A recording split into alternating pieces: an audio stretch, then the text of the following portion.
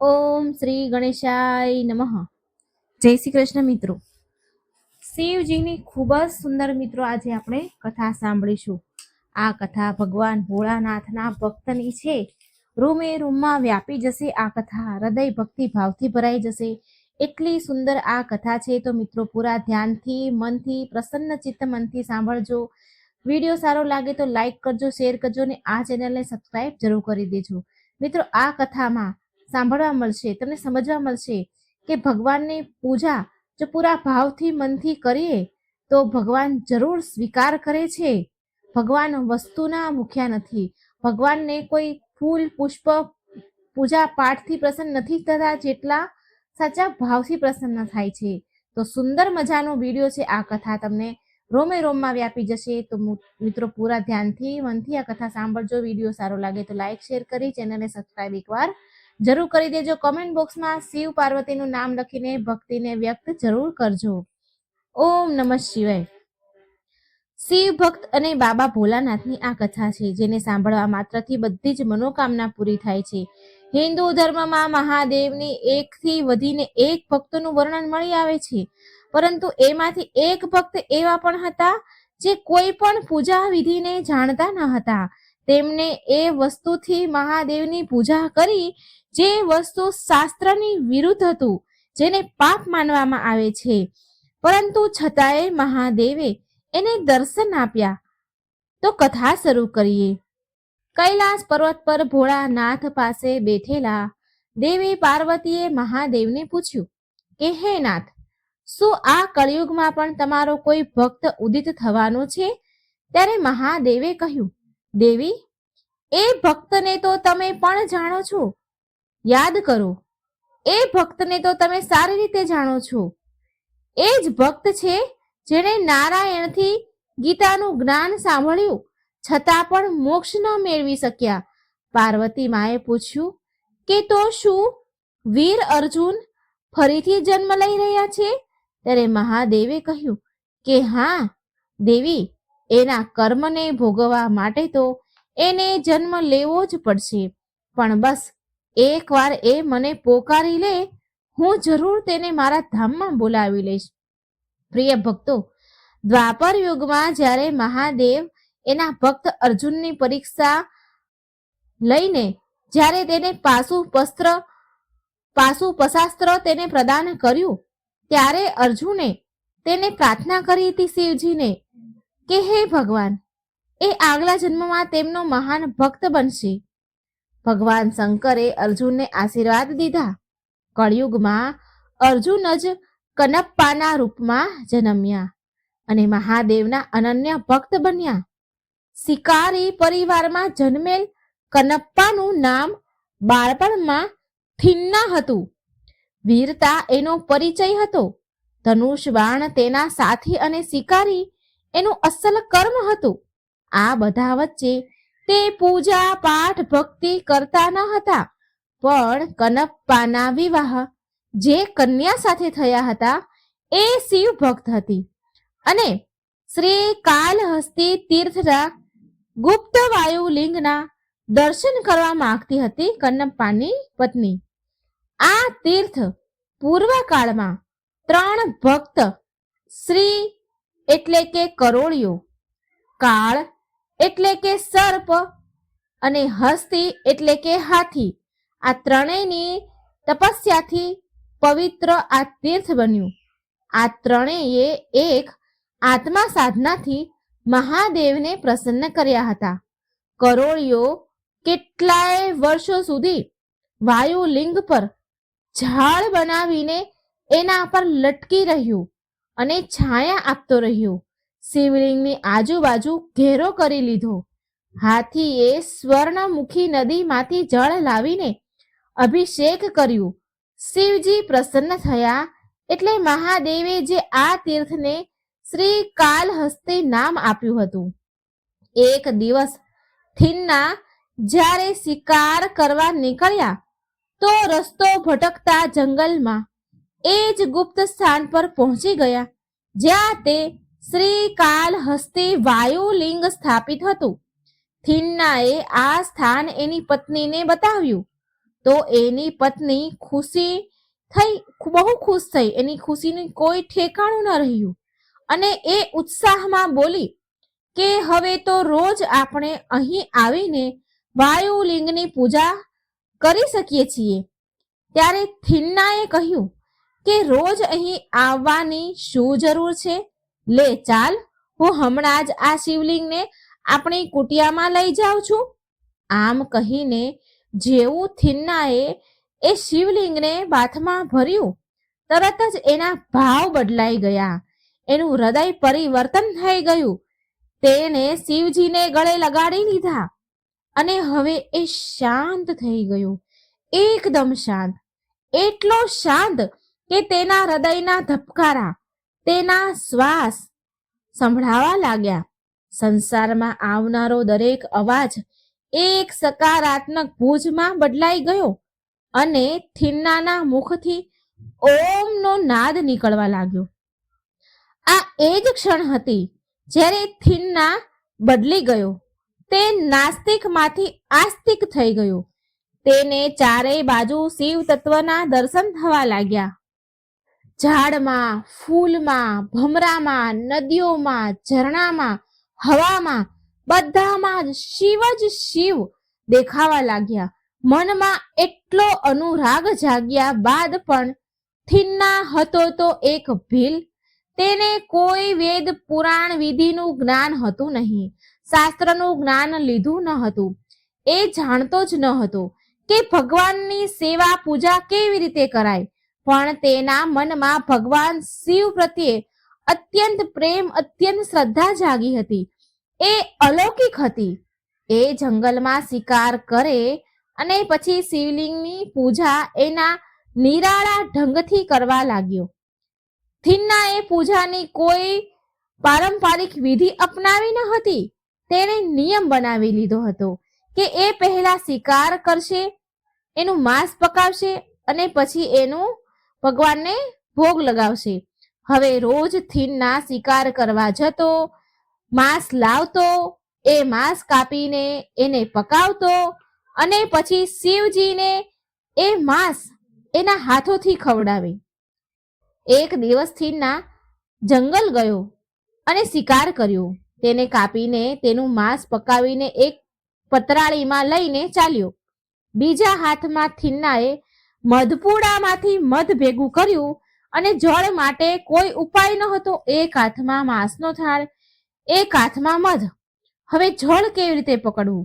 એટલે એને કોઈ ઉપાય ન મળ્યો એટલે એણે તેના મુખમાં જળ ભરી લીધું.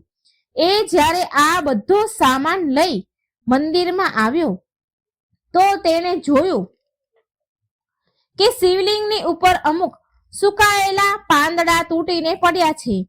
તો થિન્નાએ એના પગથી શિવલિંગ પરના પાન હટાવ્યા. મુખમાં રાખેલા જળથી કોગળો કરીને મહાદેવનો અભિષેક કર્યો. પછી તેણે ભોગના રૂપમાં માંસ અને મધ અર્પણ કર્યું. જો કે આ કૃત્ય તેનું ઉચિત ન હતું. આ બધી વસ્તુ પૂજા માટે નિષેધ હતી, પણ એનું મન પવિત્ર હતું. તેના મનનો ભાવ સાચો હતો. તેણે જે કંઈ કર્યું એ પૂરા ભક્તિભાવથી કર્યું અને મહાદેવને માત્ર એ જ ભાવનો મોહ હતો.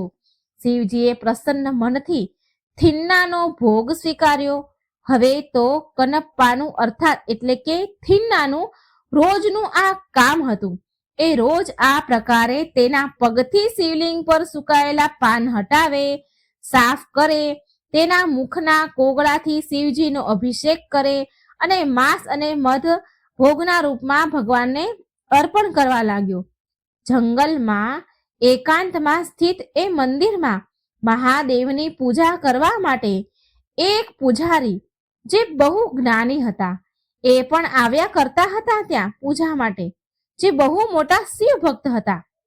હવે થિન્ના એટલે કે કનપ્પાની પૂજા કર્યા બાદ બીજા દિવસે જ્યારે તે આવ્યા ત્યારે જોયું એમણે કે પૂરા મંદિરમાં અહીં ત્યાં માંસના ટુકડા પડ્યા હતા.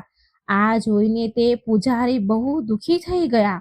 પછી તે બ્રાહ્મણે તત્કાલ મંદિરને જળથી સાફ કર્યું અને પછી પૂજા કરી અને સારા સ્વચ્છ ફૂલ ભગવાનને ચડાવ્યા.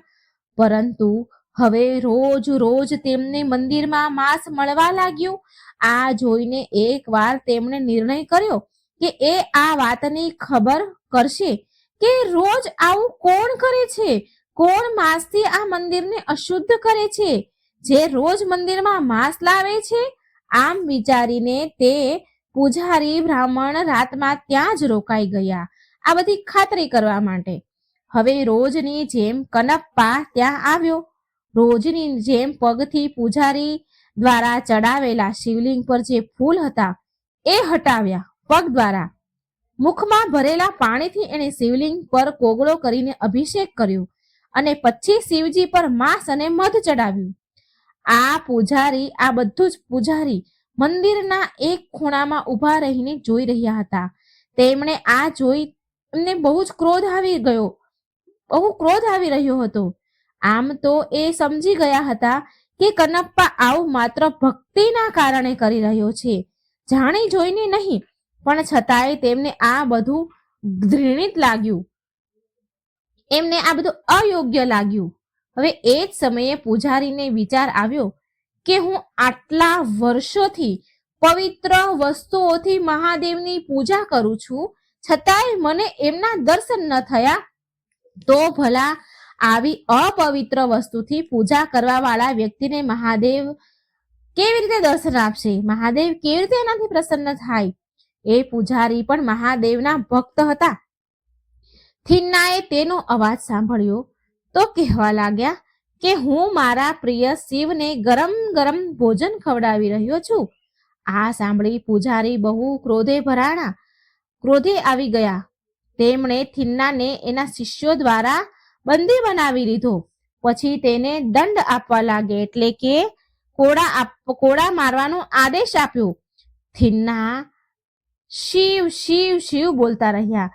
એ બ્રાહ્મણના પૂજારીના શિષ્યો થિન્નાને એટલે કે કનપ્પાને પકડી અને મારી રહ્યા છે, અને કનપ્પા આ બધું સહન કરી રહ્યા છે. થિન્ના શિવ શિવ બોલતો રહ્યો અને બધી જ પીડા સહન કરતો રહ્યો. કોડા મારતા મારતા એક કોડો થિન્નાની આંખમાં વાગ્યો, પણ એને કંઈ જ ન થયું. પરંતુ થિન્નાએ જોયું કે વાયુલિંગ પર બનેલી એક નેત્ર જે હતું, જે શિવલિંગ પર નેત્ર હોય છે, એ નેત્રમાંથી લોહી વહેવા લાગ્યું છે. થિન્નાએ આ દ્રશ્ય જોયું. થિન્નાએ પોતાને જેમ તેમ કરી અને એના જે પૂજારીના શિષ્યો હતા એનાથી એ બંદીમાંથી છૂટ્યો, જેમ તેમ તડફડિયા મારીને છૂટ્યો અને પછી શિવલિંગ પાસે જઈને રડવા લાગ્યો. તેણે કહ્યું, હે મહાદેવ, તમારી આંખમાં વાગ્યું છે, આમાંથી તો લોહી વહી રહ્યું છે, શું કરું પ્રભુ, શું કરું? આમ એ વ્યાકુળ થવા લાગ્યો. શિવલિંગ પરમાંથી આંખમાંથી લોહી નીકળવાથી એ ખૂબ દુઃખી થયો અને કહે છે, શિવજી, મારી પત્ની એવું કહે છે કે ભગવાન એના ભક્તોની આંખોથી જુએ છે, તમે મારી આંખોથી જોશો શિવજી. આમ કહીને થિન્નાએ આંખમાં તીર મારીને પોતાની આંખ નીકાળી અને શિવલિંગ પર આંખ હોય ત્યાં એણે તેની નીકાળેલી આંખ લગાવી દીધી. પણ તેવામાં થિન્નાએ જોયું કે જે આંખ લગાવી હતી એ આંખમાંથી પણ લોહી વહેવા લાગ્યું, બીજી આંખમાંથી પણ લોહી વહેવા લાગ્યું. થિન્ના બોલે છે કે શિવજી, તમારી તો બીજી આંખમાંથી પણ લોહી વહી રહ્યું છે. આમ કહી થિન્ના બોલ્યો, ભગવાન, તમે મારી બીજી આંખ પણ લઈ લો, પણ ઊભા રહો. મારી આંખ નીકળતા મને દેખાવાનું બંધ થઈ જશે અને સાચી જગ્યા પર મહાદેવની આંખ લગાવવામાં આવે એટલે તેણે શિવલિંગ પર એક અંગૂઠો પગનો અંગૂઠો રાખ્યો, જેથી ખબર પડે કે આંખ ક્યાં લગાવવાની છે, અને કહ્યું કે હે પ્રભુ, હું થોડી વાર માટે પણ તમારા શિવલિંગ પર પગ મૂકીશ, આંખ લગાવતા જ હું પગ હટાવી લઈશ. આમ કહીને થિન્નાએ શિવલિંગ પર આંખ લગાવવાની જગ્યાએ એને પગ મૂક્યો, અંગૂઠો પગનો રાખ્યો અને તેની બીજી આંખ નીકાળવા લાગ્યો. તેને જેવું તીરમાં આંખ મૂક્યું કે એટલામાં તો વાયુલિંગમાંથી નીકળેલ એ શિવલિંગમાંથી હાથ નીકળ્યો અને એ કનપ્પાનો થિન્નાનો હાથ પકડી લીધો. થિન્નાએ મુખ ઉપર કરીને જોયું તો એક દિવ્ય પ્રકાશ ધરતીથી નીકળીને આકાશ સુધી ફેલાયેલો છે અને તેની વચ્ચોવચ્ચ મહાદેવ તેના સંપૂર્ણ રૂપમાં ઊભા છે. તેની સાથે દેવી પાર્વતી પણ હતા. વાયુલિંગની પૂજા કરનારા પૂજારીએ આ જોઈને ચકિત રહી ગયા અને થિન્નાના પગમાં પડી ગયા. મહાદેવે થિન્નાને કહ્યું કે મેં તારો અભિષેક, તારો પ્રસાદ, તારી આંખો બધું જ સ્વીકાર કર્યું છે. મેં તો તને જ અપનાવી લીધો છે, તને જ સ્વીકાર કરી લીધો છે. કે પછી એમ કહે કે તે મને સ્વીકારી લીધો છે? હવે તું મારો છે અને હું તારો છું. તે તારી આંખો દાન કરી દીધી છે, માટે તારું નામ આજથી ભક્ત કનપ્પા થશે. મિત્રો, તમિલમાં આંખો માટે કનુ શબ્દ વપરાય છે. કન્નુ શબ્દનો ઉપયોગ કરવામાં આવે છે, માટે થિન્નાનું નામ પડ્યું કનપ્પા. શિવજીએ કનપ્પાને બતાવ્યું કે પાછલા જન્મમાં તું અર્જુન હતો. હું જ કિરાટ રૂપમાં તારી પાસે આવ્યો હતો અને તારા સર્વશ્રેષ્ઠ ધનુર્ધર હોવાનો અહંકાર મેં તોડ્યો હતો. ત્યારે તે મારી પાસે મોક્ષ માંગ્યો હતો, પરંતુ તે મહાભારતમાં થનારા પ્રારબ્ધ કર્મના કારણે હું તને મોક્ષ ન આપી શક્યો અને સાચા સમયની વાટ જોવા માટે મેં તને કહ્યું. આજે એ સમય આવી ગયો છે કનપ્પા, હવે તું મારી સાથે શિવલોક ચાલ. આમ કહીને ભગવાન શિવે તેના એ ભોળા ભક્ત કનપ્પાનો હાથ પકડીને એની સાથે શિવલોક લઈ ગયા. પૂજારી મહાદેવના ચરણોમાં પડી ગયો. તેમણે કહ્યું કે હે મહાદેવ, મારા મનમાં અહંકાર આવી ગયો હતો. હું તમારો બહુ મોટો ભક્ત છું, પરંતુ આજે કનપ્પાએ મારો આ અભિમાન તોડ્યો છે. એના કારણે આજે મને તમારા દર્શનનું સૌભાગ્ય મળ્યું છે. આજે મને સમજાયું કે તમને માત્ર ભાવથી જ પ્રાપ્ત કરી શકાય છે, કોઈ પૂજા પાઠથી નહીં. ત્યારે મહાદેવે તેને આશીર્વાદ આપ્યા અને ત્યાંથી અંતર ધ્યાન થઈ ગયા. વર્તમાનમાં મિત્રો, આંધ્રપ્રદેશના તિરુપતિ જિલ્લામાં કાલહસ્તી નામની જગ્યા પર મહાદેવનું આ જ શિવલિંગ શ્રીકાલહસ્તી મહાદેવના નામથી સ્થાપિત છે. માન્યતા છે કે ભક્ત રાજ કનપ્પાએ આ જ શિવલિંગ પર તેના નેત્ર અર્પણ કર્યા હતા. તો તમે બધા ભક્તગણો પ્રેમથી જય જયકાર બોલાવજો મહાદેવનો. ઓમ નમો પાર્વતી પતે હર હર મહાદેવ. મિત્રો, હવે આપણે સાંભળીશું ભગવાન શિવના અવતાર કાળ ભૈરવની કથા. ખૂબ સુંદર કથા છે મિત્રો, પૂરા ધ્યાનથી સાંભળજો. હર હર મહાદેવ. ઓમ નમઃ શિવાય. કારતક માસની આઠમના દિવસે કાળ ભૈરવ જયંતી આવે છે. ભગવાન વિશ્વનાથ મહાદેવ દ્વારા વસાવેલી 3 લોકથી ન્યારી કાશી વિશ્વનાથના કોટવાલ બાબા ભૈરવનાથનું પ્રાગટ્ય આ જ દિવસે થયું હતું. કારતક માસની આઠમના દિવસે કાળ ભૈરવ ભગવાન શિવજીના રુદ્રના 5મા અવતાર માનવામાં આવે છે. આ દિવસે બાબા કાળ ભૈરવના દર્શન કરવા માત્રથી જ શનિની સાડા સાતી અને શનિ દંડથી રક્ષા થાય છે તથા મનોવાંછિત ફળ મળે છે. એવી માન્યતા છે કે બાબા કાળ ભૈરવના વાહન કૂતરાને રોટલી ખવડાવવાથી સમસ્ત ઐશ્વર્યની પ્રાપ્તિ થાય છે, બધા કષ્ટ પીડા મટી જાય છે તથા કાશીમાં કાળ ભૈરવના દર્શન વિના કાશી વિશ્વનાથ ધામના દર્શન અધૂરા માનવામાં આવે છે. ભક્તો, શિવજીના 5મા અવતાર કાળ ભૈરવ માટે એક વિડીયોને લાઈક જરૂર કરજો અને કમેન્ટ બોક્સમાં બાબા કાળ ભૈરવનું અને મહાદેવનું નામ જરૂર લખજો. તમારી સમસ્ત મનોકામના પૂરી થશે. વિશ્વનાથને સમરે મન, ધરું ગણેશનું ધ્યાન, ભૈરવ કથા વાંચું, કૃપા કરો ભગવાન, બટુકનાથ ભૈરવ ભજુ, ત્રિકાલના લાલ, મુજ દાત્રી પર કૃપા કરો, કાશીના કોટવાલ. જય બાબા કાળ ભૈરવ. શિવ પુરાણ અનુસાર કલ્પના આરંભમાં ભગવાન બ્રહ્મા જ્યારે દેવતા વગેરેની સૃષ્ટિની રચના કરી ચૂક્યા હતા તો એક દિવસે એ સ્વેચ્છાએથી ફરવા નીકળ્યા.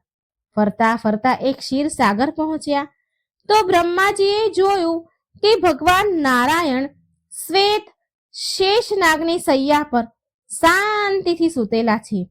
શ્રી ભગવતી દેવી લક્ષ્મી શેષનાગ પર બેઠેલા છે અને ભગવાન વિષ્ણુના ચરણ ધીરે ધીરે દબાવી રહ્યા છે. એમ કહો કે એ તેમની ચરણ સેવા કરી રહ્યા છે. લક્ષ્મીજી ગરુડ નંદ પાર્ષદ ગંધર્વ કિન્નર વગેરે એમની સામે હાથ જોડીને ઊભા છે. આ જોઈને બ્રહ્માજીને અતિ આશ્ચર્ય થયું અને તેમને ગર્વ થઈ ગયો કે હું એકમાત્ર સૃષ્ટિનો મૂળધાર છું. હું જ સહુનો સ્વામી છું, નિત્યમાન અને પિતામહ. તો પછી આ શેષનાગની સૈયા પર કોણ ઊભું છે, કોણ સૂતું છે? શ્રી નારાયણને શેષનાગની સૈયા પર સૂતેલા જોઈને બ્રહ્માજીને ક્રોધ આવી ગયો. બ્રહ્માજીએ નારાયણની પાસે જઈને કહ્યું કે તું કોણ છે? જુઓ, હું તારા પિતા અહીં આવ્યો છું. ભગવાન વિષ્ણુ દ્રષ્ટિ ઉઠાવતા, નજર ઉઠાવતા ઉપર જુએ છે બ્રહ્માજી સામે અને મંદ મંદ હસે છે. અને ભગવાન વિષ્ણુ બોલ્યા, આવો, અહીં આવો, બેસો.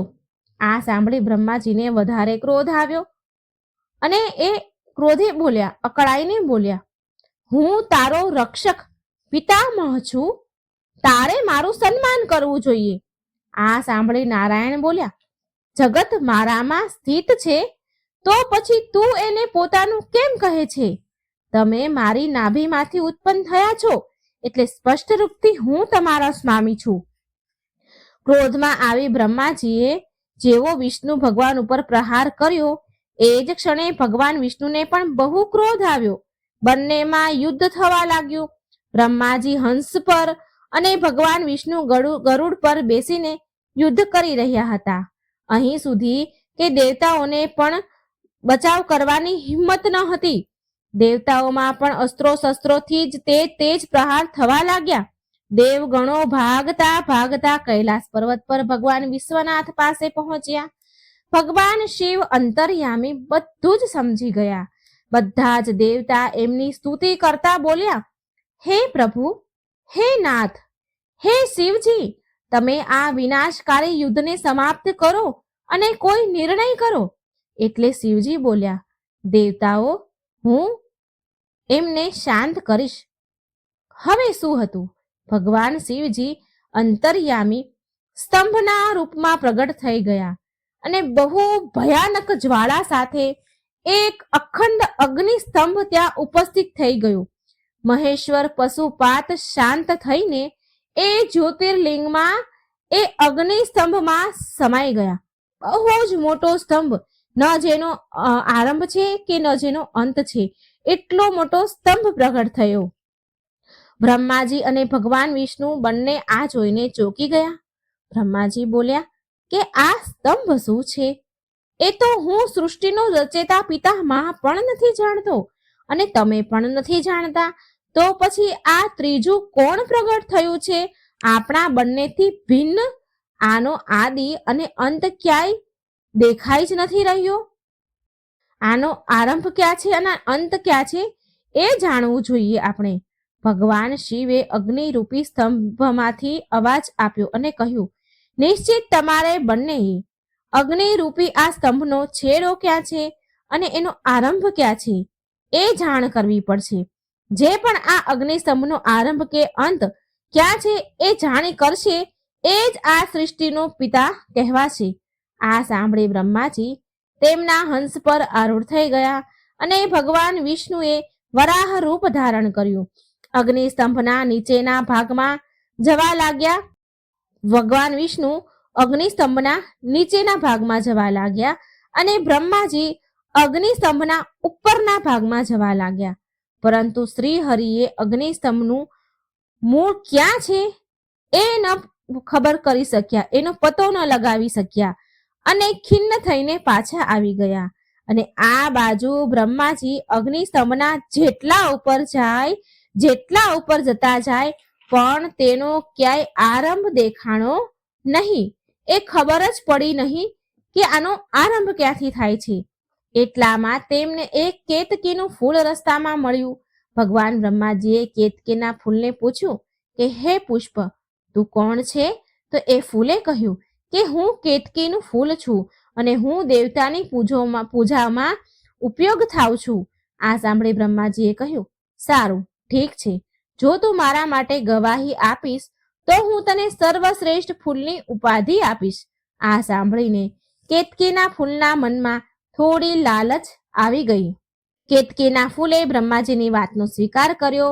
બ્રહ્માજી કેતકીના ફૂલ સાથે ભગવાન શિવરૂપી સ્તંભ પાસે આવી ગયા અને કહ્યું કે મેં અગ્નિ સ્તંભનો છેડો શોધી લીધો છે. હવે ભગવાન શિવે બ્રહ્માજીના મુખથી આવા ખોટા વચન સાંભળ્યા અને તેમને બહુ ક્રોધ આવ્યો, પરંતુ એમણે તેમના ક્રોધને દબાવીને કહ્યું, હે બ્રહ્મા, તમે સાચુમાં આ સ્તંભનો આરંભ શોધી લીધો છે? તમે ક્યારેય ખોટું ન બોલતા, અસત્ય ભાષણ ન કરતા, નહીં તો આનું પરિણામ બહુ ભયાનક હશે. આ સાંભળી બ્રહ્માજી બોલ્યા, શું તને ખબર નથી કે હું પરમ પિતા બ્રહ્મા છું અને મને આવા સવાલ કરે છે? મને નિશ્ચિત રૂપથી આ અગ્નિસ્તંભનો આરંભ ખબર પડી ગઈ છે. હવે આટલું સાંભળતા શિવજી ક્રોધે ભરાયા અને એમણે તેમની એક જટાના વાળને નીકાળીને જમીન પર પટકી એટલે કે ફેંકી. અને આ પ્રકારે ભગવાન શિવે કાળ ભૈરવના રૂપમાં અવતાર લીધો. ત્યારે ભગવાન શિવે કાળ ભૈરવને આદેશ આપ્યો અને કહ્યું, હે પુત્ર, તું આજથી કાળ ભૈરવના રૂપમાં ઓળખાઈશ. મારી એ આજ્ઞા છે કે તું આ બ્રહ્માના 5મા મુખને એટલે કે 5મા માથાને ધડથી અલગ કરી દો. આ મુખે અસત્ય ભાષણ કર્યું છે, અસત્ય વચન કહ્યા છે તથા આના મુખથી અહંકારની જ્વાળા નીકળી રહી છે, જે સંસાર માટે વિનાશકારી છે. જ્યારે સંસારમાં મનુષ્ય આ અહંકારી રૂપને જોશે તો એ અત્યંત અહંકારી થઈ જશે. આના પહેલા જ આપણે આને સમાપ્ત કરવું પડશે. આ સાંભળીને ભૈરવે અસત્ય બોલનારા બ્રહ્માજીના 5મા મુખને કાપી નાખ્યું. બીજું મુખ કાપવા જાય છે તો ભગવાન વિષ્ણુ હાથ જોડીને પ્રાર્થના કરે છે કે જે મુખે અસત્ય વચન કહ્યા છે તમે એને તો કાપી નાખ્યું છે, પરંતુ બીજા કોઈ મુખેથી અસત્ય વચન નથી નીકળ્યા, તો એને ક્ષમા કરો. પ્રિય ભક્તો, હવે આવી રીતે બ્રહ્માજી ચતુર્મુખ થઈ ગયા. શિવજીએ બ્રહ્માજીને શ્રાપ આપ્યો કે પૃથ્વી લોક પર કોઈ પણ લોકો તમારી પૂજા નહીં કરે, તમારી પૂજા નહીં થાય, કેમ કે તમે અસત્ય કહ્યું છે. તમારી પૂજા તો માત્ર યજ્ઞ, કર્મ અને પુષ્કળ તીર્થોમાં થશે. શિવજીએ 5મા કપાયેલા બ્રહ્માજીના મુખને તેમની મુંડમાળામાં આરૂઢ કરી દીધું અને ધારણ કરી લીધું અને કેતકીના ફૂલને શ્રાપ દીધો કે આજથી મારી અને કોઈ પણ દેવી દેવતાની પૂજામાં તારી ઉપસ્થિતિ નહીં થાય. તારા ફૂલ કોઈ પણ દેવી દેવતાની પૂજામાં વપરાશે નહીં, ના કોઈ પણ વિવાહના મંડપમાં સજાવવામાં શણગારવામાં આવશે. અને આ બાજુ ભગવાન વિષ્ણુના સત્ય બોલવાથી ભગવાન શિવે તેમને વરદાન આપ્યું. શિવજી પ્રસન્ન થઈને વરદાન આપતા કહે છે કે તમને ઈશ્વર તત્વ પ્રદાન થશે, મારા સમાન તમારું સદા સત્કાર થશે, તમારી સંસારમાં પૂજા થશે, તમારી પૂજાથી હું સંતુષ્ટ થઈશ. આમ કહીને શિવજીએ ભગવાન શિવે કાળ ભૈરવને કહ્યું કે હે પુત્ર, તને હવે બ્રહ્મ હત્યાનું પાપ લાગ્યું છે, માટે તું સંસારના બધા સ્થાન પર વિચરણ કર અને કાશીમાં જઈને તારું આ પાપ મટી જશે અને ત્યાં તું સ્થાપિત થઈ જજે. મારી સૌથી પ્રિય નગરી કાશી, જ્યાં તું આરૂઢ થઈને બધાનું કલ્યાણ કરજે, પાપીઓને દંડ આપજે. અને હા, કાશીમાં યમરાજાનું જવું વર્જિત છે, માટે ત્યાંનો કાર્યભાર સંભાળજે. પાપીઓને દંડ આપવાનું કાર્ય પુત્ર તારું હશે. આ પ્રકારે ભગવાન શિવે ભગવાન કાળ ભૈરવને વરદાન આપીને તેને આજ્ઞા આપી. ત્યાંથી અંતર ધ્યાન થઈ ગયા. પછી કાળ ભૈરવ કાશી આવી ગયા અને તેમને બ્રહ્મ હત્યાથી મુક્તિ મળી ગઈ. આવી રીતે ભગવાન કાળ ભૈરવ કાશીના કોટવાલ કહેવાયા. જય બાબા કાળ ભૈરવ. ઓમ નમઃ શિવાય. હવે આપણે કાળ ભૈરવ બાબાના અષ્ટનામ સાંભળીશું, જે અચૂક મંત્ર છે. આને સાંભળવાથી બધા દોષ રોગ પાપ નષ્ટ થઈ જાય છે અને ધન વૈભવની પ્રાપ્તિ થાય છે. નમો ભૈરવ ભીષ્મ ભીષણ કૃપાલમ, નમો ચક્રદંડ બટુકધામ દયાલમ, નમો તેલ તિલાલમ, નમો પ્રેતનાથમ, નમો ચંદ્રશેખર દેવે ચંદ્રભાલમ, નમો રુદ્ર અમૃષ નકુલેશ સ્વામી, નમો વિશ્વભૂતેશ જમેશ અભ્યાલમ, દિગંબર અડંબર, નમો તપોમોચન વિમોચન ગલે મુંડમાલમ, નમો ક્ષેત્રપાલમ મહાકાલકાલમ, નમો ભીમલોચન ભુજંગી વિશાલમ, નમો ચક્રપાણી કલંબ ઉન્નત, નમો શિવ કપિલ વિકરાલ ચાલમ, નમો સુંદરાનંદ આનંદ કંદમ ઉપાનંદ કાશીમ કોટવાલમ, નમો અશ્વનાથમ, નમો પ્રેતનાથમ જગન્નાથ, નમો ચક્રનાથમ, નમો ભૂતનાથમ, નમો વેજનાથમ, શુભંભમ નાથમ કૃપાનાથ નાથમ, નમો નાથ અતિશાંગ ક્રોધેશ મંજુલ, નમો ક્રોધ વક્રમ ત્રંબક ભુજાલમ, નમો નાથ દશવાણી કૃપાલુ વાલમ, નમો નાથ સ્તુતિ કરત નાથ નાથમ. જય બાબા કાલ ભૈરવ. ઓમ નમઃ શિવાય. મિત્રો, કેટલી સુંદર મજાની આપણે બંને કથા સાંભળી, એક શિવજીની એક કાળ ભૈરવની. બંને કથા ભોળાનાથની જ છે. તો મિત્રો, વિડીયોને શેર કરજો અને ચેનલને સબસ્ક્રાઈબ કરવાનું ભૂલશો નહીં. મારાથી બોલવામાં કંઈ ભૂલચૂક થઈ હોય તો ક્ષમા માંગુ છું. જય શ્રી કૃષ્ણ. રાધે રાધે. Thank you.